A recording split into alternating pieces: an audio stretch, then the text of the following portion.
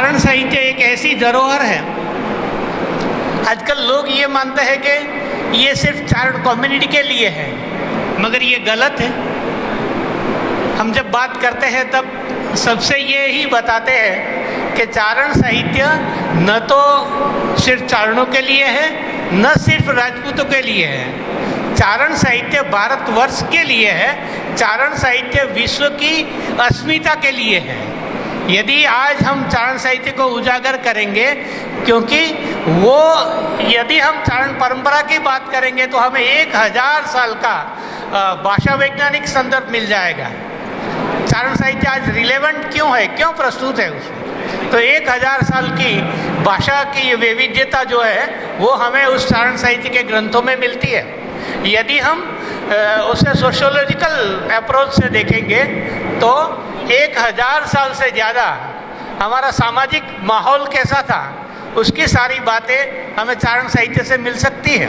हम यदि ये भी जाने कि वेद, पुराण, उपनिषद, रामायण, महाभारत, अन्य पुराणों में चारणों का कहाँ कहाँ जिक्र मिलता है और चारण का काम वहाँ क्या था, चारण क्या करते थे उस समय, और उस समय में चारणों को लोग देव क्यों मानते थे, तो यही बात है कि सबसे ज़्यादा चारणों ने सत्य की उपासना की है। तो चारण सत्य, शक्ति और सरस्वती के उपासक रहे। आज बहन जो बात कर रही थी कि चारण भगवती, चारण आइया या हमारी चारण बहन बेटी, उनकी अलग अस्मिता क्या है, तो उनकी अलग अस्मिता यही है कि उन्होंने अपने घरों में बैठ के जो आराधना की है, शब्द की साधना तो की ही है, मगर उन्होंने उस साथ साथ जो नीति, चारित्र, अस्मिता, सत्य, अनाचार के सामने प्रतिकार किया है। कितने भाई गिरदान ने जो एक किताब लिखी है आत्मोत्सव का आलोक, आप देखिए कितनी बहनों ने प्रतिकार किया है, कितनी बहनों ने राज्य सत्ता के सामने अपना जो जौहर, अपना या जो अस्मिता थी, अपना प्राण न्योछावर करके उन्होंने चारणत्व का परिचय करवाया है। तो ये हमारी पहचान है। झवेरचंद मेघाणी ने एक किताब लिखी है चारणों और चारणी साहित्य, और उस किताब में उन्होंने लिखा है कि काव्य के सर्जक तो हर जगह मिलते हैं, विश्व के अन्य देशों में भी बाढ़ है, राजकवि की परंपरा विश्व के देशों में भी है, मगर जो नारी अस्मिता है वो नारी अस्मिता चारणों जैसी विश्व की कोई देश की नारियों में नहीं मिलती है। ये नारी, ये भगिनी, ये हमारी बहन बेटी वो सबसे अलग है। क्यों सबसे अलग है, तो वो उन्होंने अपने परिवार में सत्य को उजागर करने का प्रयत्न किया है और उस प्रयत्न के माध्यम से उसमें संस्कार सिंचन किया है, और उसी संस्कार सिंचन का काम हम साहित्य के माध्यम से किया करते थे। इसीलिए तो हमारे वहाँ सौराष्ट्र यूनिवर्सिटी में हमारे आद्य कुलपति सर, हमारी सौराष्ट्र विश्वविद्यालय जो शुरू हुई, उनके जो आद्य कुलपति थे, प्रथम वाइस चांसलर थे, उन्होंने वहाँ चारण साहित्य मैन्युस्क्रिप्ट भंडार, पांडुलिपियों का एक भंडार एकत्रित करवाया, और आपको जान के आश्चर्य होगा कि वहाँ करीब करीब 12,000 मैन्युस्क्रिप्ट है, उसके 2.25 lakh page, 2.25 lakh page digitalise हो गए हैं। और मैं आज सर से ये भी विनती करूँगा कि जिस तरह से हम अन्य यूनिवर्सिटियों के साथ MOU करते हैं, विश्व की साहित्यिक संस्थाओं के साथ MOU करते हैं, उस तरह से हम चारण साहित्य शोध संस्थान और सौराष्ट्र विश्वविद्यालय मेघाणी लोक साहित्य केंद्र के साथ MOU करेंगे तो वो 2.25 लाख पेज मैन्युस्क्रिप्ट के हमारे यहाँ की ग्रंथालय में उपलब्ध हो जाएंगे।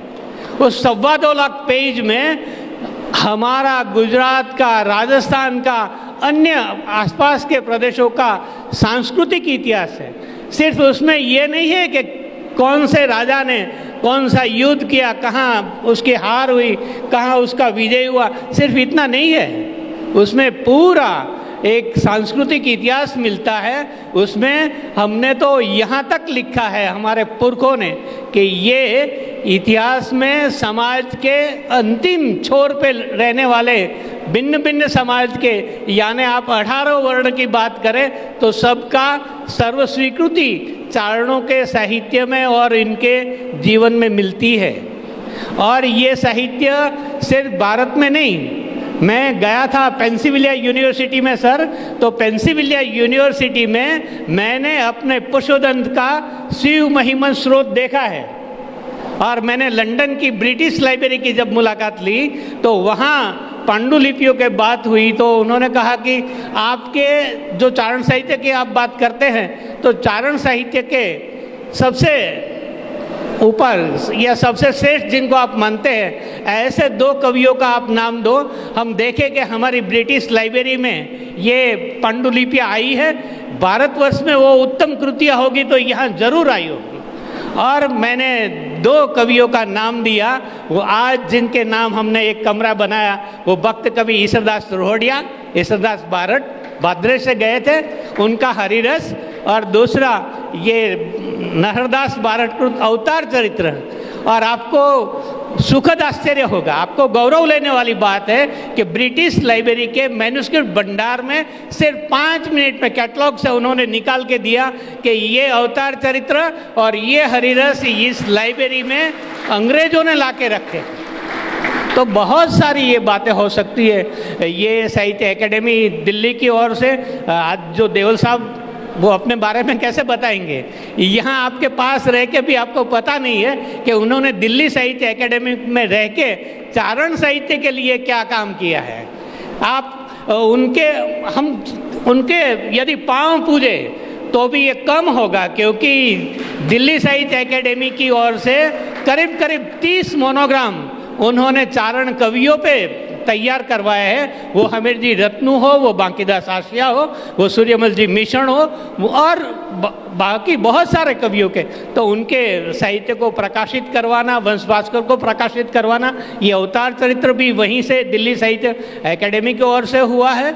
तो और बहुत सारी किताबें दिल्ली साहित्य अकादमी से प्रकाशित हो, इनके लिए ये देवल साहब का मार्गदर्शन ही हमें मिलता रहा है और उन्होंने ये करवाया है। गुजरात में जो गुजरात साहित्य एकेडमी है, उनकी ओर से गुजरात के चारण साहित्य का इतिहास भी प्रकाशित हुआ है।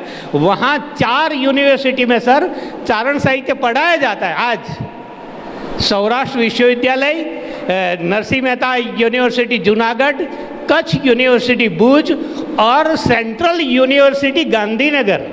सेंट्रल यूनिवर्सिटी में तो हरिरस सिलेबस में है।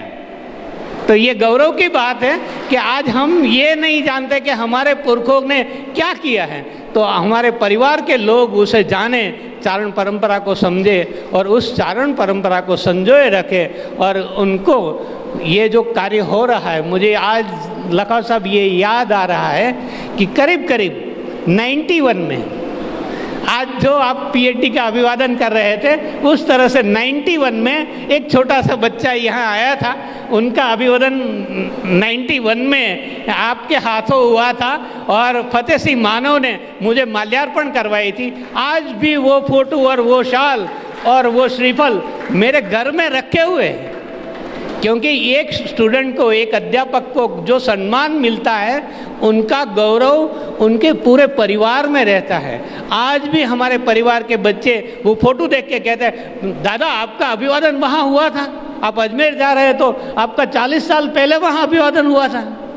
तो ये गौरव की बात होती है कि यदि हम इन महानुभावों का अभिवादन करें तो ये हमारे लिए गौरव की बात है। मगर जिनका अभिवादन हुआ है, मैं उनको धन्यवाद तो ज्ञापित करता ही हूँ, साथ साथ मैं उन्होंने एक जिम्मेवारी या एक होमवर्क उनको भी दे रहा हूँ कि उस वक्त मेरा अभिवादन हुआ था, तब मेरी सिर्फ एक किताब प्रकाशित हुई थी, मगर मैं यहाँ से संकल्प लेके गया था कि मैं इस सम्मान के लायक बनूं। पीएचडी तो हुई है, मगर ये सम्मान के लायक बनूं, इसलिए मैं संकल्प करता हूँ कि मैं जीवन पर्यंत चारण साहित्य की साधना करूँगा, चारण साहित्य की उपासना करूँगा।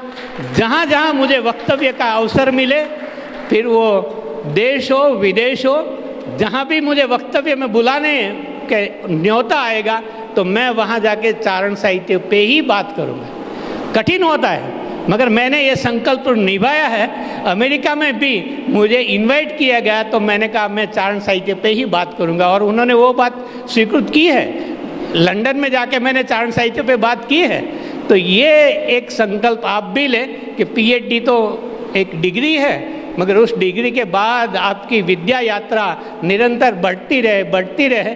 सौराष्ट्र में इतने लोगों ने मैंने पीएचडी करवाया, साहब ने कहा वो ठीक है, मगर हमारी बात तो यही है, ज्योत से ज्योत प्रगटाना है। आज मैंने 30 विद्यार्थियों को पीएचडी करवाया है, तो उन 30 विद्यार्थियों में से करीब 12-13 अध्यापक है। वो कोई डिपार्टमेंट के हेड बन गए हैं, वो कोई कॉलेज के प्रिंसिपल बन गए हैं, वो अब पीएचडी के गाइड बन गए हैं। तो अब वो सब विद्यार्थी हर साल अपने एक विद्यार्थी को पीएचडी करवाते रहे, तो इतने सालों में जो हमने काम किया उससे वो दुगुना, तिगुना और चौगुना बढ़ेगा। इस तरह से राजस्थान में भी आप सब ये संकल्प लें कि हम चारण परंपरा के लिए काम करें, तो हमारे लिए ये गौरव की बात होगी। मुझे ये बात कहने का अवसर दिया, इसलिए मैं संस्था का और सब परिवार का